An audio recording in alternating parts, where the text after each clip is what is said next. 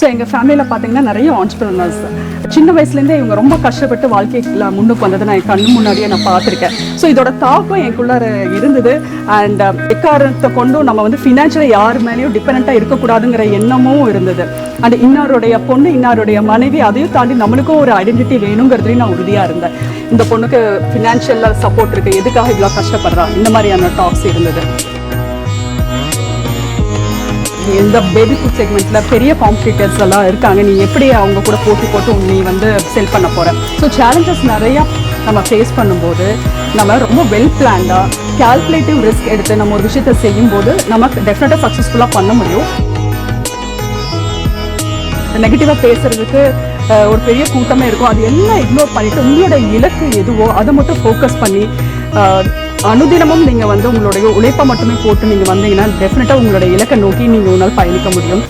வணக்கம் நண்பா, நான் உங்கள் வெங்கட் பிஸ்னஸ் டெக்கி தமிழ் சேனலுக்கு உங்களை அன்புடன் வரவேற்கிறேன். இன்றைக்கி பார்த்தீங்க அப்படின்னா நம்ம சேனலில் சிகரம் தொட்ட மனிதர்கள் அப்படின்னு சொல்லிட்டு ஒரு செஷன் ஓப்பன் பண்ணி நிறைய பேரோட சக்ஸஸ் இன்டர்வியூஸ் நம்ம பார்த்துட்டு அவங்க பிஸ்னஸில் என்ன மாதிரியான ஒரு சேலஞ்சஸ் எல்லாம் ஃபேஸ் பண்ணி இன்றைக்கி எப்படி ஒரு சக்ஸஸ்ஃபுல் பிஸ்னஸ் ரன் பண்ணிகிட்டு இருக்காங்க, அதுக்கு என்ன மாதிரியான ஃபார்முலாஸ்லாம் அவங்க யூஸ் பண்ணாங்க அப்படின்றத ஒவ்வொருத்தராக நம்ம வந்து பார்த்து தெரிஞ்சுக்கிறோம். ஸோ அந்த வகையில் இன்றைக்கி நம்ம தீபா அப்படின்னு சொல்லிட்டு ஸோ அவங்க அவினாஷியில் இருக்காங்க. அவங்க சம் மோர் ஃபுட் ப்ராடக்ட்ஸ் அப்படின்ற ஒரு சில்ட்ரன் ஃபுட் ப்ராடக்ட்ஸ் எடுத்து பண்ணிட்டு இருக்காங்க.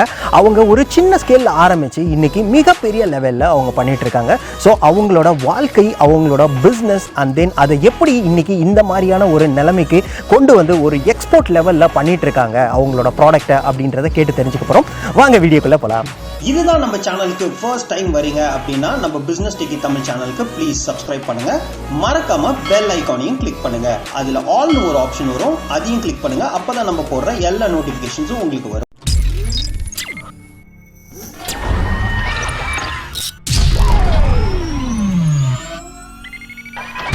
வணக்கம் மேம். வணக்கம் மேம், உங்கள் நேம் அண்ட் தென் உங்களை பற்றி கொஞ்சம் சொல்லுங்கள் மேம். என் பேர் தீபா. நான் திருப்பூரில் சம்மோர் ஃபுட்ஸ்ங்கிற வெஞ்சரை 2013 ரெஜிஸ்டர் பண்ணி இன்னைக்கு சக்ஸஸ்ஃபுல்லாக பிஸ்னஸ் பண்ணிட்டுருக்கேன். ஸோ எங்கள் கம்பெனியில் பார்த்தீங்கன்னா 2 பிராண்டு இருக்குது, Summore and First Spoon. Summore பிராண்டில் நாங்கள் millet based value added products manufacture பண்ணிட்டுருக்கோம். இதில் என்னென்ன ப்ராடக்ட் கேட்டகரிஸ்ன்னு பார்த்தீங்கன்னா millet noodles, millet pasta, millet sevai, health mix ஒரு கேட்டகரி இருக்குது, millet bites, this is a healthy snack. And இந்த எங்களோட எல்லா ப்ராடக்ட்லையுமே வந்து நாங்கள் ப்ரிசர்வேட்டிவ்ஸ் ஆட் பண்ணுறது கிடையாது. அண்ட் எல்லா ப்ராடக்ட்ஸுமே நாங்கள் வந்து மில்லட்ஸ் யூஸ் பண்ணுறோம் அண்ட் மைதா அவாய்ட் பண்ணுறோம். அண்ட் இப்போ பார்த்தீங்கன்னா millet flakes, ready to eat millet flakes நாங்கள் இப்போ லான்ச் பண்ணியிருக்கோம். ஸோ மார்க்கெட்டில் பார்த்தீங்கன்னா கமர்ஷியலி அவைலபிள் மைதா பேஸ்டு ப்ராடக்ட்ஸ் வர நம்மளுடைய ப்ராடக்ட்ஸ் ஹெல்த்தியாக இருக்குது. நூடுல்ஸே பார்த்தீங்கன்னா குழந்தைங்க ரொம்ப விரும்பி சாப்பிடக்கூடிய ஒரு ஃபுட்டாக இருக்குது. அதே நாங்கள் எப்படி சத்துள்ளதாக கொடுக்கலாம் அப்படின்னு கொஞ்சம் ரிசர்ச் பண்ணி மில்லட் நூடுல்ஸ் நாங்கள் லான்ச் பண்ணோம். எங்களோட மில்லட் நூடுல்ஸில் நாங்கள் மைதா சேர்க்கறது கிடையாது அண்ட் ஆயில் ஃப்ரையும் பண்ணுறது கிடையாது. அண்ட் நாங்கள் மில்லட்ஸ் இதில் இன்க்ளூட் பண்ணுறோம் அண்ட் டேஸ்ட் என்ஹான்சர் எதுவுமே நாங்கள் ஆட் பண்ணுறது இல்லை. ஸோ குழந்தைங்க இதை ரொம்ப விரும்பி சாப்பிட்றாங்க. அண்ட் நிறைய பேரண்ட்ஸ் பார்த்தீங்கன்னா இது ஒரு ஹெல்தி ஆல்டர்னேட்டிவாக கருதி அவங்களுடைய குழந்தைகளுக்கு தொடர்ச்சியை வாங்கி கொடுக்குறாங்க. அண்ட் கன்சூமர் ஃபீட்பேக் ரொம்ப பாசிட்டிவாக இருக்குது. ஓகே மேம், இப்போ நிறைய ப்ராடக்ட்ஸ் இருக்கும் போது ஏன் பர்டிகுலராக வந்து இந்த சில்ட்ரன் ப்ராடக்ட் வந்து நீங்கள் சூஸ் பண்ணி ஒரு பிஸ்னஸாக ஸ்டார்ட் பண்ணீங்க மேம்? எஸ், எனக்கு வந்து நான் ஃபுட் அண்ட் நியூட்ரிஷன் நான் எம்எஸ்சி எம்ஃபில் கம்ப்ளீட் பண்ணியிருக்கேன். ஸோ என் பையனுக்காக நான் ஒரு ஹெல்தி ப்ராடக்ட் நான் கொடுக்க ஆரம்பிக்கும் போது மார்க்கெட்டில் நிறைய ப்ராடக்ட்ஸ் நிறைய ப்ரிசர்வேட்டிவ்ஸோட தான் இருந்தது. அண்ட் நிறைய இன்ஸ்டன்ட் ஃபுட்ஸ் பார்த்தீங்கன்னா நிறைய ப்ராசஸிங் மெத்தட்ஸ் அண்டர்கோ ஆகிறதுனால நியூட்ரியன்ட் லாஸ் ஜாஸ்தி இருக்கும். ஸோ நான் ஃபுட் அண்ட் நியூட்ரிஷன் படிச்சனாலும் என் குழந்தைக்கு தேவையான உணவை நான் வீட்லேயே நான் தயார் பண்ணி கொடுத்துட்டு இருந்தேன். அப்படி நான் நிறைய ப்ராடக்ட்ஸ் நான் ஃபார்முலேட் பண்ணும்போது என்னுடைய ஃப்ரெண்ட்ஸ் எல்லாம் என்கிட்ட இந்த ப்ராடக்ட்ஸ் வாங்கி அவங்களுடைய குழந்தைகளுக்கு கொடுத்தாங்க. இப்படி ஆரம்பிச்சது தான் என்னுடைய ஜர்னி. ஸோ மார்க்கெட்டாக நிறைய பேபி ஃபுட்ஸ் பார்த்தீங்கன்னா ஹைலி ப்ராசஸ்டு அண்ட் ப்ரிசர்வேட்டிவ்ஸும் நிறையா இருந்தது. ஸோ ஒரு சத்தான உணவை குழந்தைகளுக்கு கொடுக்கணுங்கிற ஒரு எண்ணத்தில் தான் நான் வந்து ஃபர்ஸ்ட் ஸ்பூன்கிற பிராண்டை நான் லான்ச் பண்ணேன். ஸோ எங்களோட காமர்ஸ் போர்ட்டல் மூலமாக நாங்கள் பேன் இண்டியா ஷிப்மெண்ட் பண்ணுறோம். ஓகே மேம், இப்போ பார்த்தீங்க அப்படின்னா வந்துட்டு ஃபர்ஸ்ட் டைம் வந்து ஒரு பிஸ்னஸ் ஆரம்பிக்கணும் அப்படின்னு நினைக்கிறவங்களுக்கு என்ன மாதிரியான டிப்ஸ்லாம் வந்து நீங்கள் தரணும்? கட்டாயமாக பிஹெச் ப்ராடக்ட் ஆர் சர்வீஸ் கஸ்டமர்ஸ்களோட தேவைகளை அதை நம்ம புரிஞ்சுட்டு அதுக்கு ஏற்ற மாதிரி நம்ம வந்து ப்ராடக்ட் பண்ணணுங்கிறது தான் எல்லா ஆண்டர்ப்ரனர்ஸுமே அந்த மாதிரி தான் ஒர்க் பண்ணுறாங்க. ஸோ என்னுடைய கேஸில் எடுத்துட்டிங்கன்னா ப்ரிசர்வேட்டிவ்ஸ் உள்ள ப்ராடக்ட்ஸ் தான் வந்து ஒரு பெரிய ப்ராப்ளமாக இருந்தது. பிகாஸ் அதில் சைட் எஃபெக்ட்ஸ் ஜாஸ்தி இருக்குது. ஸோ இதுக்கு நான் சொல்யூஷனாக we use functional and nutritive ingredients and less processing is one of our strategy to prevent nutrient loss.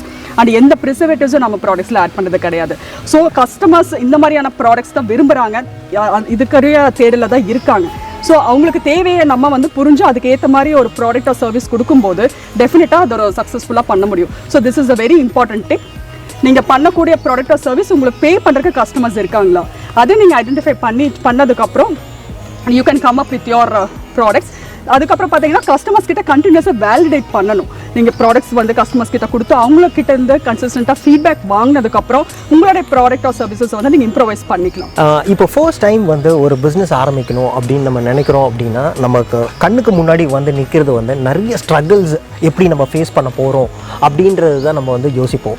So இந்த பார்த்துட்டு இருக்க யாராவது வந்து ஒரு பிஸ்னஸ் ஆரம்பிக்கணும் அப்படின்னு நினைக்கிறாங்க அப்படின்னா அவங்களுக்கு என்ன மாதிரியான விஷயங்கள்லாம் வந்து ஒரு இதுவாக நீங்கள் சொல்கிறீங்க? கட்டாயமா. இப்போ நான் பிஸ்னஸ் ஆரம்பிக்கும் போது எனக்கு ஒரு பெரிய சேலஞ்சாக இருந்தது பார்த்தீங்கன்னா ஒர்க்கிங் கேபிட்டல். எங்கள் வீட்டில் எனக்கு தயங்கினாங்க, இந்த பேபி ஃபுட் செக்மெண்ட்டில் பெரிய காம்படிட்டர்ஸ் எல்லாம் இருக்காங்க, நீ எப்படி அவங்க கூட போட்டி போட்டு நீ வந்து செல் பண்ண போகிற, எனக்கு இன்வெஸ்ட்மெண்ட் பண்ணுறதுக்கு தயங்கினாங்க. அதுக்காக நான் வந்து சோர்ந்து போகாமல் எனக்கு தெரிஞ்ச பல வெஞ்சர்ஸ் நான் செஞ்சு தான் நான் ஒர்க்கிங் கேபிட்டல் ரைஸ் பண்ணேன். ஹோம் டியூஷன்ஸ் நான் கண்டக்ட் பண்ணினேன். டெய்லி ஒரு 10 குழந்தைகளுக்கு நான் வந்து வீட்டில் சொல்லி கொடுத்துட்டு இருந்தேன் டியூஷன்ஸ். அது மட்டும் இல்லாமல் டெக்கரேஷன் ஒர்க் நான் பண்ணினேன் அண்ட் க்ளோத்ஸ் எக்ஸிபிஷன். இந்த மாதிரி ஒரு 3 விஷயங்கள் நான் செஞ்சு மந்த்லி ஒரு 20,000 to 30,000 இன்கம் ஜென்ரேட் பண்ணி தான் என்னோட பிஸ்னஸில் போட்டேன். அண்ட் நான் ஆரம்பித்த உடனே நான் வந்து பெரிய ரிஸ்கில் எடுக்கல. I was taking the calculative risk. படிப்படியாக என்னுடைய பிஸ்னஸை வந்து நான் ஸ்கேல் பண்ணினேன். அண்ட் எனக்கு எவ்வளோ ஆர்டர்ஸ் இருக்கோ அதுக்கு அளவான ப்ரொடக்ஷன் தான் நான் பிளான் பண்ணி பண்ணினேன். ஸோ இந்த மாதிரி ஒரு ஒர்க்கிங் கேபிட்டல் பிரச்சனையாக இருக்கும்போது நான் பண்ண மாதிரி கால்குலேட்டிவ் ரிஸ்க் எடுத்து நீங்கள் வந்து உங்கள் ப்ராடக்ட் ஆர் சர்வீஸை பெரிய ரிஸ்க் இல்லாமல் உங்களால் ஸ்கேல் பண்ண முடியும். ஸோ சேலஞ்சஸ் நிறையா நம்ம ஃபேஸ் பண்ணும்போது நம்ம ரொம்ப வெல் பிளான்டாக கால்குலேட்டிவ் ரிஸ்க் எடுத்து நம்ம ஒரு விஷயத்தை செய்யும்போது நம்ம டெஃபினட்டாக சக்ஸஸ்ஃபுல்லாக பண்ண முடியும். இந்த மாதிரி விஷயங்கள் செய்கிறப்போ நம்மளுடைய க்ரோத் ஃபாஸ்ட்டாக இல்லைனாலும் நமது ஸ்லோ அண்ட் ஸ்டெடியாக நம்ம நினைக்கக்கூடிய ஒரு இலக்கை நம்மளால் அடைய முடியும். ஓகே மேம், இப்போ பார்த்தீங்க அப்படின்னா உங்கள் ஃபேமிலியில் நீங்கள் தான் வந்து ஃபர்ஸ்ட் டைம் ஆண்டர்ப்ரனர். ஸோ அது எப்படி இருந்தது? ஸோ அந்த ஜேர்னி எப்படி? என்னோடய ஜேர்னி இஸ் வெரி எக்ஸைட்டிங். எனக்கு ஒவ்வொரு நாளுமே அது ஒரு பெரிய ஆப்பர்ச்சுனிட்டியாக தான் நான் பார்க்குறேன்.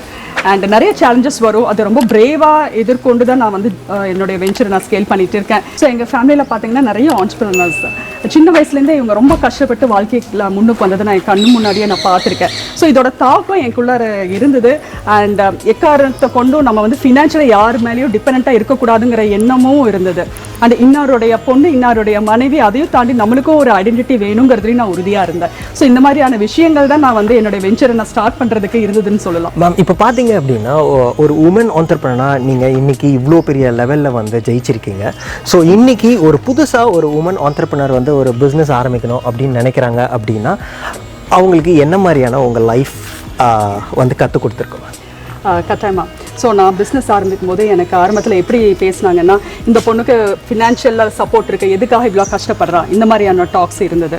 அண்ட் நிறைய பக்கம் நான் மார்க்கெட்டிங் பண்ணும்போது நீங்கள் ஹாபிக்காக பண்ணுறீங்களா, என்னை யாருமே சீரியஸாக எடுத்துக்கல. அண்ட் எனக்கு இருக்கிற பேஷன் இதை அவங்க வந்து புரிஞ்சுக்கிறக்கே டைம் ஆச்சு. நான் கன்சிஸ்டண்ட்டாக அதை ஒர்க் பண்ணுறேன், என்னுடைய ப்ராடக்ட்ஸ் வந்து நான் ப்ராப்பராக டெலிவர் பண்ணுறேன், இதெல்லாம் ஒரு ஃபியூ மந்த்ஸ் பார்த்து தான் என்னை வந்து நம்ப ஆரம்பித்தாங்க.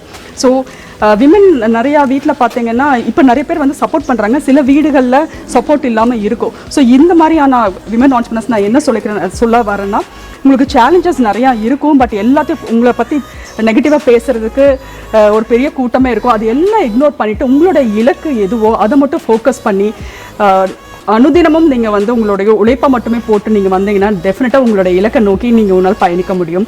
அண்ட் உங்களோட நெகட்டிவாக பேசுனவங்க எல்லாருமே உங்களை பற்றி புரிஞ்சுட்டு ஒரு கட்டாயமாக பாசிட்டிவாக பேசுறதுக்கு வருவாங்க. ஸோ அந்த காலம் வெகு தொலைவில் இல்லை. ஓகே நண்பா, இப்போ பார்த்தீங்க அப்படின்னா இவ்வளோ நேரம் வந்து தீபா மேமோட இன்டர்வியூ வந்து பார்த்துருப்பீங்க. ஸோ நீங்கள் வந்து ஒரு உமன் ஆண்டர்ப்ரனராக வந்து ஒரு பிஸ்னஸை ஸ்டார்ட் பண்ணணும் அப்படின்னு நினைக்கிறீங்க அப்படின்னாலும், இல்லை ஒரு ஃபர்ஸ்ட் ஜென்ரேஷன் பிஸ்னஸ் ஸ்டார்ட் பண்ணுறீங்க அப்படின்னு நினைக்கிறீங்க அப்படின்னாலும், இவங்களோட லைஃப் ஹிஸ்ட்ரியும் இவங்களோட பிஸ்னஸோட டீட்டெயில்ஸும் உங்களுக்கு வந்து கண்டிப்பாக இன்ஸ்பயர் பண்ணியிருக்கோம் அப்படின்னு நான் நினைக்கிறேன். இவங்களோட லைஃப்ல இருந்து என்னென்ன வந்து ஒரு பாசிட்டிவான விஷயங்கள் இருக்கோ அது எல்லாத்தையுமே நம்ம எடுத்துக்கிட்டு ஒரு பிஸ்னஸை ஸ்டார்ட் பண்ணி ஒரு சக்ஸஸ்ஃபுல்லாக வரணும் அப்படின்றது என்னோட ஆசையாக இருக்கிறது நம்ம சப்ஸ்கிரைபர்ஸ்க்கு.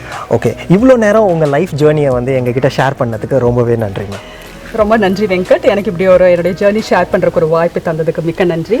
அண்ட் எவ்வளோ தடைகள் வந்தாலும் அந்த தடைகள் எல்லாம் மீறி மன உறுதியுடன் நம்ம உழைத்தால் நிச்சயம் நம்ம இலக்கை நோக்கி அடையலாம்ங்கிறதுக்கு வந்து என்னுடைய ஜேர்னி ஒரு பெரிய இன்ஸ்பிரேஷனாக இருக்குங்கிறத நான் நம்புகிறேன். என்னுடைய இந்த விஷயத்தை உறுதியாக நம்பி என்னை இன்டர்வியூ பண்ண வெங்கட், உங்களுக்கு என் மனதார நன்றிகள். நீங்கள் இன்னும் நிறைய ஆண்டர்பிரினர்ஸ் நிறைய என்கரேஜ் பண்ணணும் அண்ட் நிறைய பேர்த்துக்கு வந்து இதில் நிறைய பாடங்கள் கற்றுக்கிட்டு நிறைய தொழில் முனைவோர்கள் உருவாக்கணுங்கிறது என்னுடைய விருப்பம். ரொம்பவே நன்றி. தேங்க்யூ.